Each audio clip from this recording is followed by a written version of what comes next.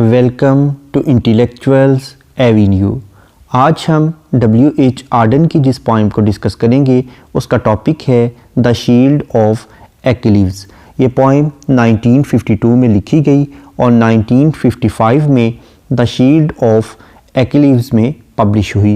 ये पोइम एक Greek poet Homer की एपिक पोइम इलियड के रिस्पॉन्स में लिखी गई। इलियड में एक कैरेक्टर एक्लिव्स का था जो कि ट्रोजन वॉर का एक वॉरियर था और बहुत बहादुरी से वॉर ऑफ ट्रॉय में उसने हिस्सा लिया और ये थेटिस का बेटा था जो कि सी गॉडेस कंसिडर की जाती थी और इसके लिए जंग के लिए हेफिस्टोस ने एक शील्ड तैयार की।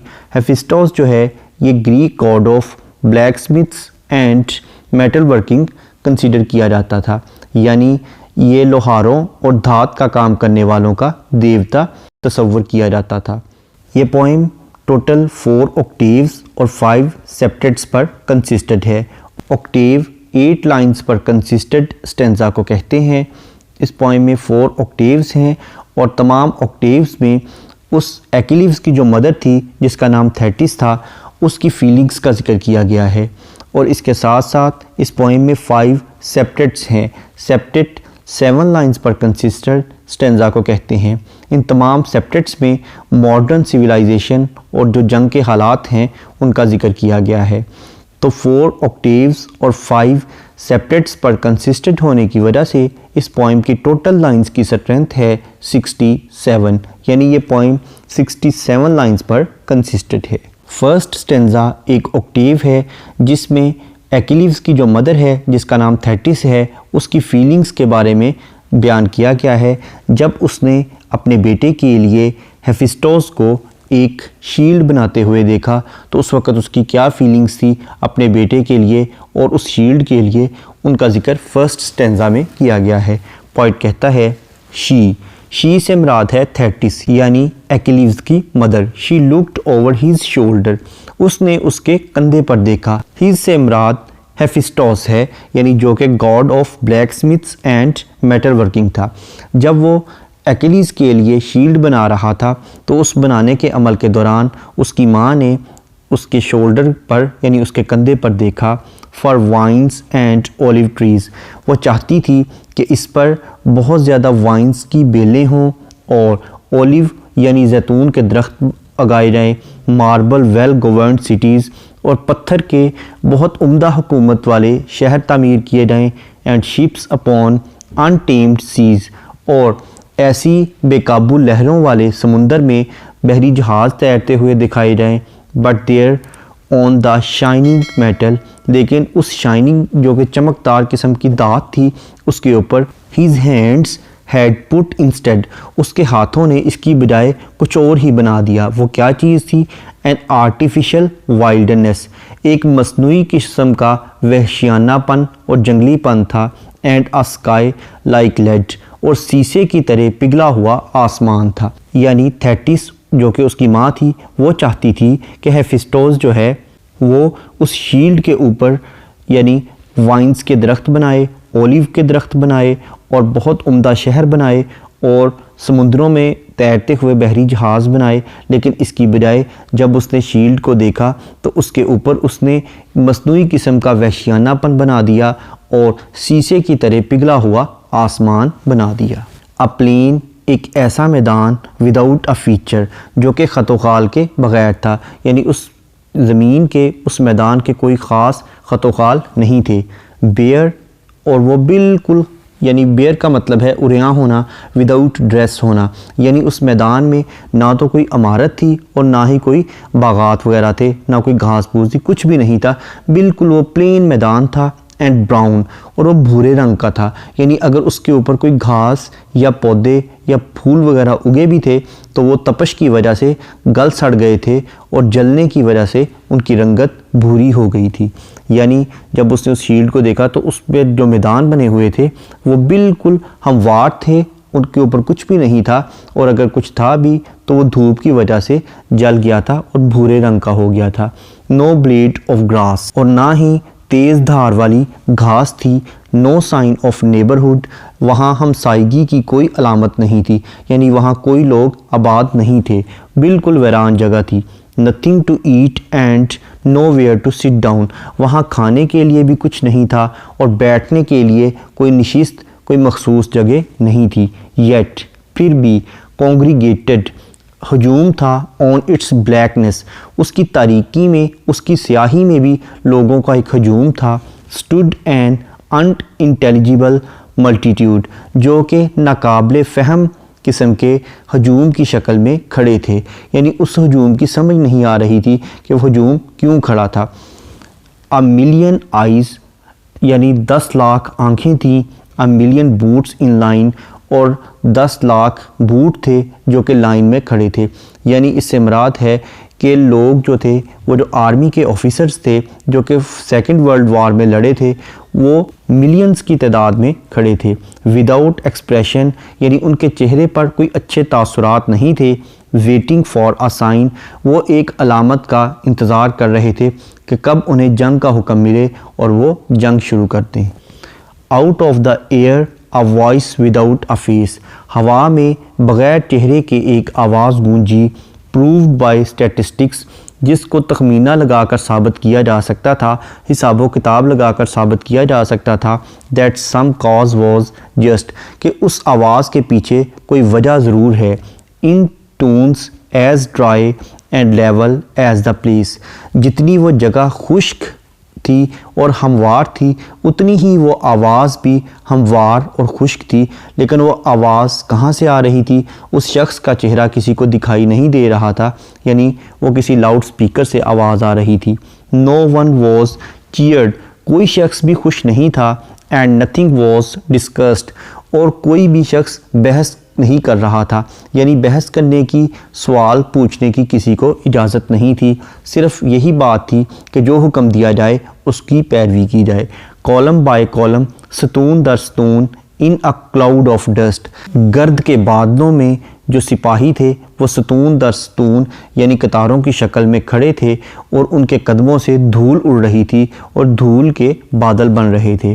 दे marched away enduring a belief, वो चहलकदमी कर रहे थे और वो एक अकीदे को बर्दाश्त कर रहे थे। एक अकीदे की बदौलत, एक जंगी अकीदे की बदौलत, जंग का जो नज़रिया था उसका पास रखने के लिए वो तमाम लोग चहलकदमी कर रहे थे। हुज़ लॉजिक ब्रॉट देम, और उसी अकीदे के पीछे जो मंतक था वही उन्हें यहाँ पर लेके आया था। उस अकीदे का मंतक यही था कि जंग करनी है और जंग के लिए हमेशा तैयार रहना है। उस अकीदे का जो लॉजिक था, उस अकीदे का जो मंतक था, वो ही उन्हें यहाँ लेकर आया था। समवेयर एल्स टू ग्रीफ, और अगर वो कहीं और चले जाते तो वहाँ उनके हिस्से सिर्फ गम ही आना था, क्योंकि हुक्म अदूली की वजह से उन्हें सज़ा हो सकती थी। इसलिए वो तमाम सिपाही मजबूर थे और वो कतार अंदर कतार खड़े मार्च कर रहे थे और वो जंग के अहकामात का इंतज़ार कर रहे थे। उसके बाद फिर दोबारा एक ऑक्टेव यूज़ किया है पोइट ने, जिसमें उसकी मदर थेटिस की फीलिंग्स का जिक्र किया है। वो कहता है she looked over his shoulder, उसने दोबारा फिर उसके कंधे पर देखा। फॉर रिचुअल पाइटीज़, यानी उन रसूम रवाज और परहेजगारी के लिए। वाइट फ्लावर गार्लैंडेड हीफर, और वो चाहती थी सफ़ेद फूलों वाला जो हार है वो गाय के गले में, यानी गाय का जो बछड़ा है उसके गले में सफ़ेद फूलों वाला हार लटका दिया जाए। लाइबेशन एंड सेक्रीफाइस, और उसको देवता के लिए न्याज के तौर पर पेश किया जाए और उसकी कुर्बानी की जाए। यानी एक गाय का बछड़ा लिया जाए, उसके गले में सफ़ेद फूलों वाला हार पहना दिया जाए और उसे देवता के सामने कुर्बानी और न्याज के लिए पेश कर दिया जाए। But there on the shining metal, लेकिन इसके ब्रक्स, यानी ये तो उसकी माँ की ख्वाहिश थी, लेकिन इसके ब्रक्स वो जो चमकदार किस्म की धात थी उसके ऊपर, where the altar should have been, जहाँ पर एक कुर्बान गाह बनाई जानी चाहिए थी। शी सॉ, उसने देखा, by his flickering forge light, उस मसनूई किस्म की, फर्जी किस्म की झिलमिलाती रोशनी में, क्वाइट अनदर सीन, कोई और ही मंजर उसे दिखाई दिया।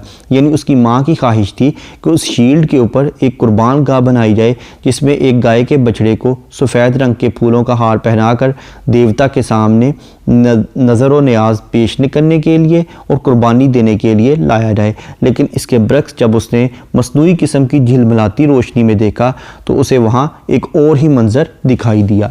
अब वो कौन सा मंजर था वो नेक्स्ट स्टैंजा में पॉइंट बयान करता है। वो कहता है बार्ब्ड वायर, यानी कांटेदार और चुभन वाली तारें लगाई गई थी। एनक्लोज्ड एंड आर्बिट्रेरी स्पॉट, एक फ़र्ज़ी किस्म का मैदान चुन लिया गया था, ख़ुद साख्ता किस्म का मैदान ले लिया गया था और उसके इर्द गिर्द कांटेदार और खारदार झारियाँ और लोहे की तारें लगा दी गई थीं। वेयर बोर्ड ऑफिशियल्स लॉज्ड, जहाँ पर बहुत ज़्यादा अक्ताए हुए अफसरान बैठे हुए थे। वन क्रैक्ड अ जोक, एक शख्स ने एक मजाक किया या वो शख्स खुद ही मजाहिया ही मालूम हो रहे थे। एंड सेंट्रीज स्वेटेड, और जो संतरी थे, जो चौकीदार या पहरेदार थे, वो पसीने से शराबूर थे। For the day was hot, क्योंकि उस दिन बहुत ज़्यादा गर्मी थी। उस गर्मी की वजह से जो सिपाही और संतरी थे वो पसीने से शराबूर थे। A crowd of ordinary decent folk, और जो आम किस्म के अमूमी देहाती लोग थे, अगरचे वो बहुत शाइस्ता थे, उन आम शाइस्ता और आम किस्म के देहाती लोग जो थे उन्हीं का वो ग्रोह था। Watched from without and neither moved nor spoke, वो गौर से देख रहे थे लेकिन वो ना तो कोई आगे हरकत कर सकते थे और ना ही कुछ बोल सकते थे। यानी वो अपनी मर्ज़ी से कुछ नहीं कर सकते थे, ना तो उन्हें बोलने की इजाज़त थी और ना ही अपनी मर्ज़ी से एक भी कदम उठाने की इजाज़त थी। इसलिए वो किसी हुक्मनामे के इंतज़ार में थे, किसी हुक्मनामे के आने के मुंतज़िर थे।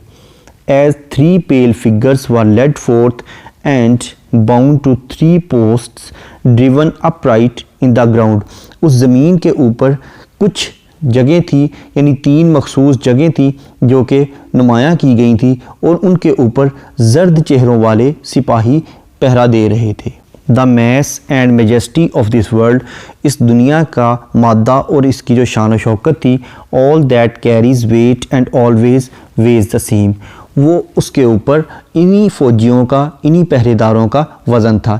यानी ये लोग जो थे, ये जो सिपाही जंग के लिए तैयार थे, वो उस धरती का, उस ज़मीन का बोझ तसव्वुर हो रहे थे।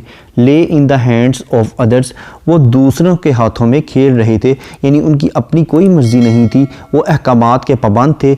जो हुक्मनामा जारी किया जाता था उसी को वो फॉलो कर रहे थे। दे वर स्मॉल, वो बहुत छोटे थे।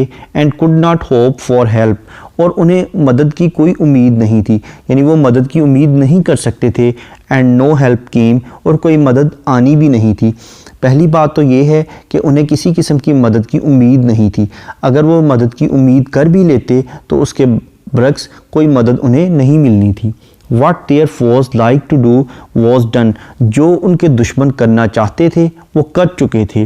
Their shame was all the worst could wish, उन्हें इस बात पर शर्मिंदगी महसूस हो रही थी कि उन्होंने किस चीज़ की ख्वाहिश की। यानी वो जंग की ख्वाहिश करके आए थे और यहाँ पर जंग करने के लिए आए थे, लेकिन इस जंग के मैदान में आकर उन्हें अपनी जंग की ख्वाहिश पर शर्मिंदगी का सामना करना पड़ा, क्योंकि ये जंग बेनतीजा थी। They lost their pride, वो अपना फ़ख्र और अपना मुकाम खो चुके थे। एंड डाइड, और वो मर गए। As men before their bodies died, उन लोगों की तरह मर गए जो कि अपने जिस्मों के मुर्दा होने से पहले ही मर जाते हैं। यानी जिनके दिलो दिमाग और जिनकी रूह मुर्दा हो जाती है, अगरचे उनके जिस्म ज़िंदा होते हैं लेकिन उनके जिस्मों की ज़िंदगी कोई माना नहीं रखती। इसी तरह से वो चलती फिरती लाशें थी, अगरचे उनके जिस्म तो ज़िंदा थे लेकिन उनकी रूहें मरने से पहले ही मौत का जायका चख चुकी थी। She looked over his shoulder, उसके बाद फिर उसकी मदर का वो जिक्र करता है, यानी उसकी मदर जिसका नाम थेटिस है, उसने फिर हेफिस्टोस के शोल्डर पर देखा। For athletes eight there games, वो चाहती थी कि उस शील्ड पर एथलीट्स यानी वर्जिश करने वाले अपनी खेलों में मसरूफ़ दिखाई दें। Main and women in a dance, और मर्द और ख़वातीन रक्स करते हुए दिखाई दें। मूविंग देयर स्वीट लिम्स, और अपने खुशनुमा जिस्म के अज़ा को हिलाते हुए दिखाई दें। क्विक टू म्यूज़िक, मौसीकी के आलात के साथ साथ बिल्कुल उनके मुताबिक ही अपने जिस्म को हरकत व सकनात को सेट करें। But there on the shining shield, लेकिन वो जो चमकदार शील्ड थी, his hands had set no dancing floor, लेकिन उसके हाथों ने, यानी वो जो बनाने वाला था, उसने उस शील्ड पर किसी किस्म के मर्दो ख़वातीन को रक्स करते हुए नहीं बनाया और ना ही उसने एथलीट्स को गेम्स खेलते हुए बनाया। But a weed choked field, उसने एक ऐसा खेत बना दिया जिसमें कटी हुई झाड़ियाँ और जड़ी बूटियाँ पड़ी थीं, यानी बिल्कुल बेमहल किस्म का, अजीब व गरीब किस्म का, बदनुमा किस्म का खेत बना दिया। आ रैग्ड अर्चिन, एक शरारती किस्म का, बदमाश किस्म का, चेथड़ों में बलबूस लड़का था, एमलेस एंड अलोन, जो बेमकसद और तन्हा था, लॉइटर्ड अबाउट दैट वैकेंसी, और वो इस खाली जगह पर बग़ैर किसी मकसद के इधर उधर आवारागर्दी कर रहा था।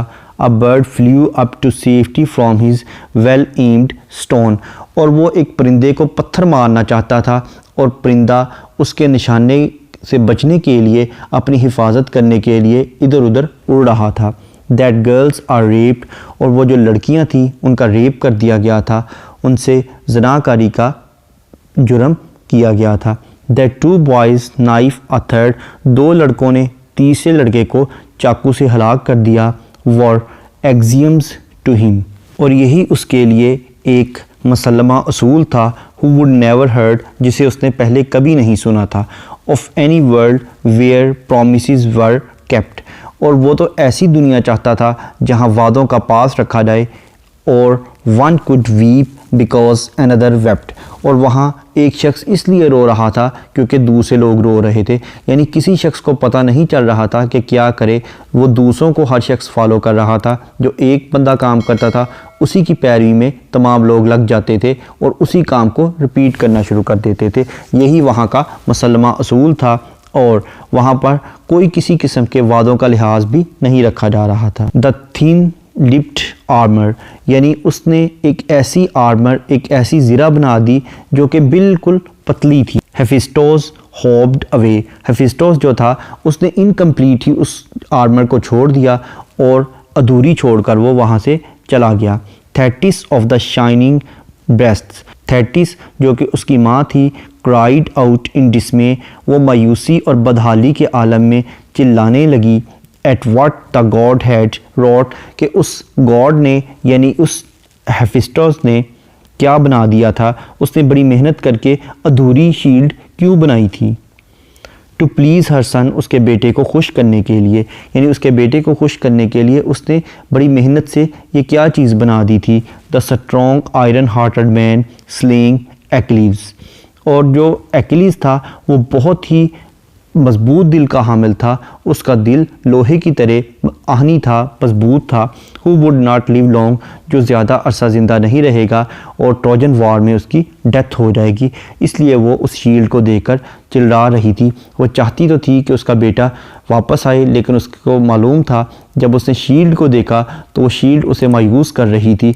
उस पर जो कुछ भी कंधा किया गया था, जो कुछ भी बनाया गया था, वो तमाम अलामात मौत की अलामात थी, इसलिए वो चिल्ला उठी कि अब उसका बेटा जंग से वापस नहीं आएगा। इस पोइम का इंट्रोडक्शन, ग्लॉसरी, ट्रांसलेशन और एक्सप्लेनेशन को देखने के बाद अब हम आते हैं इस पोइम में यूज़ होने वाली फिगर्स ऑफ स्पीच या लिटरेरी डिवाइसेस की जानिब। सबसे पहले हम देखेंगे राइम स्कीम। इस पोइम के तमाम ऑक्टेव्स की राइम स्कीम है A B C B D E F E, यानी सेकंड और फोर्थ लाइंस आपस में राइम्ड हैं, सिक्स्थ और एट्थ लाइंस आपस में राइम्ड हैं। जैसा कि फर्स्ट स्टेंजा में सेकंड लाइन का लास्ट वर्ड है ट्रीज़ और फोर्थ लाइन का लास्ट वर्ड है seas, trees seas. Sixth line का लास्ट वर्ड है इंस्टेड और एट्थ लाइन का लास्ट वर्ड है lead, instead lead. Next parties, sacrifice, been, seen. Next games, limbs, shield, field. Armour, breasts, strong, long. Next away, dismay, strong, long. इसके बाद इस poem के तमाम सेप्टेट्स में राइम स्कीम है ABA, BBCC यानी फर्स्ट और थर्ड लाइंस आपस में राइम्ड हैं, जबकि सेकंड, फोर्थ और फिफ्थ लाइंस आपस में राइम्ड हैं, जबकि सिक्स्थ और सेवन्थ लाइंस आपस में राइम्ड हैं। जैसा कि सेकंड स्टेंजा में फर्स्ट लाइन का लास्ट वर्ड है ब्राउन और थर्ड लाइन का लास्ट वर्ड है डाउन, ब्राउन डाउन। इसी तरह से सेकंड लाइन का लास्ट वर्ड है नेबरहुड, फोर्थ लाइन का लास्ट वर्ड है स्टूड और फिफ्थ लाइन का लास्ट वर्ड है मल्टीट्यूड, यानी नेबरहुड, स्टूड, मल्टीट्यूड। उसके बाद सिक्स्थ लाइन का लास्ट वर्ड है लाइन और सेवन्थ लाइन का लास्ट वर्ड है sign, line, sign. Next stanza में face, place, just, discussed, dust, belief, grief. Next stanza में spot, hot, joke, folk, spoke और बाउंड, ग्राउंड। नेक्स्ट स्टेंजा में all, small, seem, कीम, शीम, pride, diet. Next stanza में alone, stone, bird, third, heard, kept और wept. Next है alliteration. Alliteration का मतलब है बिगिनिंग ऑफ टू और more than two words in the same line with the same letter और साउंड, यानी एक ही लाइन में दो या दो से ज़्यादा अल्फाज का एक ही लेटर या एक ही साउंड से स्टार्ट होना। जैसा कि लाइन नंबर 1 को अगर हम देखें तो इसमें शी और शोल्डर ये दोनों वर्ड्स SH लेटर से स्टार्ट हो रहे हैं। उसके बाद लाइन नंबर 6 में हिज, हैंड्स, लाइन नंबर 8 में लाइक, लेड, लाइन नंबर 9 में बेयर, ब्राउन, लाइन नंबर 11 में नथिंग, नोवेयर, लाइन नंबर 15 में विदाउट, वेटिंग, लाइन नंबर 17 में स्टैटिस्टिक्स, सम, लाइन नंबर 20 में कॉलम, क्लाउड, लाइन नंबर 29 में फ्लिकरिंग, फोर्ज। नेक्स्ट है consonants. Consonants का मतलब है the use of same consonant letter in the different words of the same line. एक ही लाइन के मुख्तलिफ अल्फाज में एक ही कॉन्सोनेंट लेटर का इस्तेमाल करना। जैसा कि लाइन नंबर 1 में ओवर और शोल्डर, इन दोनों में R लेटर यूज़ हुआ है जो कि कॉन्सोनेंट है। उसके बाद लाइन नंबर 6 में हैड, इंस्टेड, लाइन नंबर 8 में एंड, लेड, लाइन नंबर 9 में प्लेन, ब्राउन, लाइन नंबर 10 में नो, नेबरहुड, लाइन नंबर 11 में ईट, सिट, लाइन नंबर 14 में मिलियन, इन, लाइन नंबर 15 में एक्सप्रेशन, साइन, लाइन नंबर 17 में दैट, जस्ट, लाइन नंबर 18 में Toons, as. Next है assonance. Assonance का मतलब है use of same vowel letters in the different words of the same line, यानी एक ही लाइन के मुख्तलिफ अल्फाज में एक ही वावल लेटर का इस्तेमाल करना। जैसे कि लाइन नंबर 4 में अपॉन और अनटीम्ड, इन दोनों में यू लेटर यूज़ हुआ है जो कि वावल है। उसके बाद लाइन नंबर 6 में हैंड्स, हैड, लाइन नंबर 7 में एन, आर्टिफिशियल, लाइन नंबर 10 में नो, ऑफ, लाइन नंबर 11 में नथिंग, सिट। नेक्स्ट है सिमिली। सिमिली का मतलब है to compare two different things on the base of same traits, यानी एक जैसी खसूसियात की बिना पर दो मुख्तलिफ चीज़ों का मुआवजा करना। जैसा कि लाइन नंबर 8 में वो कहता है and a sky like lead, यानी वो आसमान को शीशे के साथ कंपेयर कर रहा है। उसके बाद लाइन नंबर 18 में वो कहता है in tones as dry and level as the place, यानी उनकी जो आवाज़ें थी उसकी खुश्की को वो जगह की खुश्की के साथ कंपेयर कर रहा है। नेक्स्ट है एंजॉयमेंट।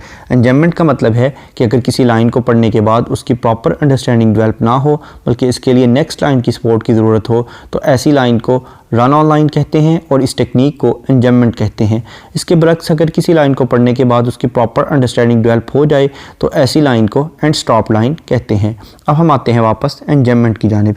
इस पोइम का अगर हम फर्स्ट स्टेंसा देखें तो इसकी ऑलमोस्ट तमाम लाइंस रन ऑन लाइन है। जैसा कि फर्स्ट लाइन में वो कहता है she looked over his shoulder, उसने उसके कंधे पर देखा, उसे क्या दिखाई दिया वो नेक्स्ट लाइन में बयान करता है for vines and olive trees, यानी वो चाहती थी कि इस पर वाइन्स और ओलिव के दरख्त बने। उसके बाद वो कहता है मार्बल वेल गवर्नड सिटीज़, यानी पत्थर के बने हुए अच्छी हुकूमत वाले शहर, and ships upon untamed seas, और जो बहरी जहाज़ हैं वो दिखाई दें, but there on the shining metal, लेकिन उस चमकती हुई धात पर, अब उस चमकती हुई धात पर क्या था, उसको क्या नजर आया, his hands had put instead an artificial wildness, यानी उसने एक मस्तूई किस्म का वहशियानापन और जंगलीपन बना दिया था। नेक्स्ट है एलुजन। एलुजन का मतलब है रेफरेंस या हवाला। फर्स्ट लाइन में वो कहता है she looked over his shoulder, she से मुराद थेटिस है और हिज से मुराद हेफिस्टोस है। उसके बाद लाइन नंबर 61 में हेफिस्टोस और लाइन नंबर 62 में थेटिस का एलुजन यूज़ किया गया है। नेक्स्ट है कायूरा। कायूरा का मतलब है कि अगर पोइट किसी लाइन में पंक्चुएशन मार्क यूज़ करते हुए पॉज या ब्रेक ले यानी वक्फा ले तो उसे काइज़ुरा कहते हैं। जैसा कि लाइन नंबर 9 को अगर हम देखें तो इसमें अ प्लेन विदाउट अ फीचर के बाद कॉमा यूज़ हुआ है और लाइन नंबर 10 में नो ब्लेड ऑफ ग्रास के बाद कॉमा यूज़ किया गया है।